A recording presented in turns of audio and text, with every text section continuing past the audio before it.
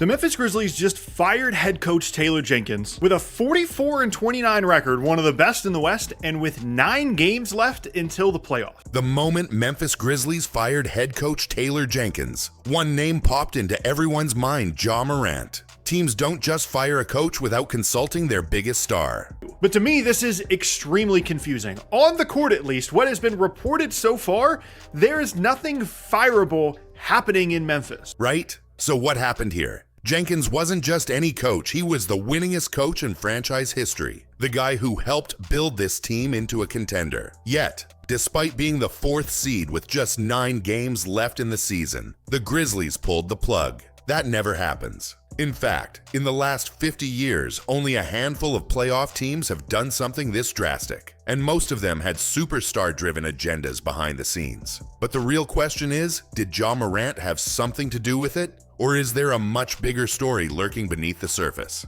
Memphis wasn't just a playoff team. They were supposed to be the future. 2 years ago, they were the 2nd seed with championship expectations. But then the Lakers smacked them in the first round, and suddenly the front office panicked. Their biggest issue: half-court offense. When Memphis couldn't get out in transition, their attack collapsed. So what did the franchise do? They fired most of Taylor Jenkins' staff and brought in a new system, a system that Ja Morant absolutely hated. They hired a Euro coach named Tossie and a guy from the Spurs, Noah Elroe, who introduced a radical offensive approach. And when I say radical, I mean borderline insane. Instead of using screens like every normal NBA team, the new offense looked like a game of pickup basketball, 5 guys playing iso ball with zero structure. And at first, it worked. Memphis had a top 5 offense and defense, but then the walls came crashing down. Memphis's defense, which had been their biggest strength, completely collapsed. Over the last 40 games, they went from being a top 5 defensive team to one of the worst in the entire NBA.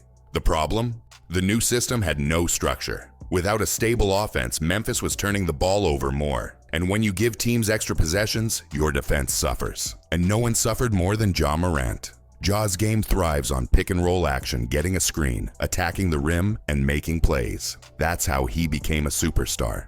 That's why Memphis drafted Edie Tavares, a 7-foot 4-inch center who was supposed to be the perfect pick-and-roll partner for Ja. But now, there were no pick-and-rolls. The system was forcing Ja into awkward post-up situations where he had to create offense out of nothing, and it was killing his game. Of course not, and I'm not even mad at Ja about any of that stuff either. Hopefully he grows from it, hopefully he gets healthier, and it's not an issue anymore. But the point is, nothing fireable was happening in Memphis, yet Taylor Jenkins got fired anyway. Ja was turning the ball over at a career-high rate. His efficiency was tanking. He was constantly facing double teams because Memphis's offense had no movement. And on the other end of the court, it was just as bad. The rookie center, Edie, was getting exposed in pick and rolls. Opposing teams figured out Memphis's weakness: attack their big man, force rotations, and create open shots. Ja had gone from an MVP contender in 2022 to barely looking like an all-star. And what made it worse? He wasn't even complaining. According to insiders, some days he looked like he was ready to take over games, and other days, it felt like he didn't even want to be there. It was obvious that this system wasn't working for him, but was the front office actually listening? So did Ja demand Jenkins' firing? The Grizzlies GM Zach Kleiman swears he made the decision all on his own. But let's be real, that's exactly what he would say to protect Ja from media backlash. Another insider claims that Ja was completely shocked when he found out, even saying, "Oh," out loud in disbelief. Apparently, he loved Jenkins. So why fire a coach that your franchise player loved? The breaking point came about a month ago. 3 straight games, 3 straight coaching disasters, and after that, there was no coming back. It all started with the Knicks. The game plan was simple: force Ja to guard Jalen Brunson in isolation. Mismatch, breakdown, extra help, wide open 3, game over.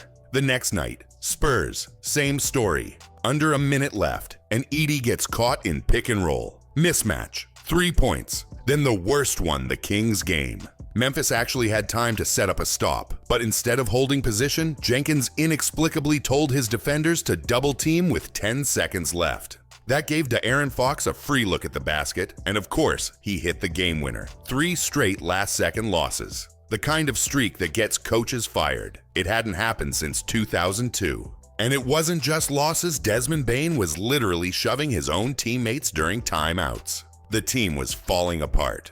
Since the All-Star break, Memphis had lost 11 of 19 games and was getting obliterated by good teams. If you had a winning record, the Grizzlies stood no chance. Opposing teams were actively hoping to face Memphis in the playoffs because they knew this squad wasn't built to win anymore. And if they got bounced in the first round again, what happens next? That's where things get interesting because NBA executives were already dropping cryptic messages. One anonymous exec even said, "Keep an eye on Ja this summer."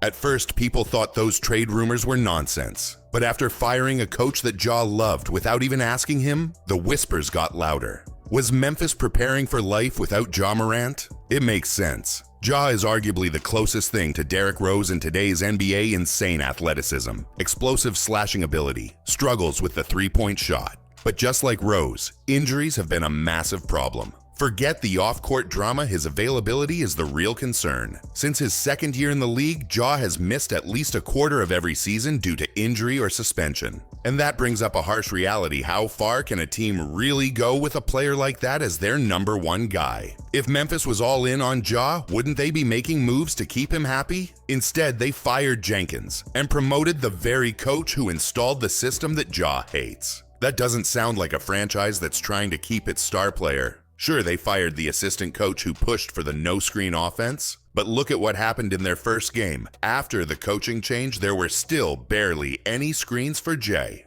That's a major red flag. We've seen this before. NBA teams pretend like they're all in on a player, but behind the scenes, they're preparing for life without them. Superstars used to be untouchable, not anymore. And when a player starts missing games, causing problems, and failing to deliver deep playoff runs, front offices start looking for alternatives. The NBA is ruthless like that. So what happens next? If Memphis flames out in the first round again, do they put Ja Morant on the trade block? If so, where does he go? One team that keeps popping up in rumors: the Miami Heat. And let's be honest, does anyone actually think Pat Riley is about to rebuild? No shot. Miami always finds a way to land a star, and with Jimmy Butler aging, they need a new face of the franchise. Is Ja the answer? Only time will tell.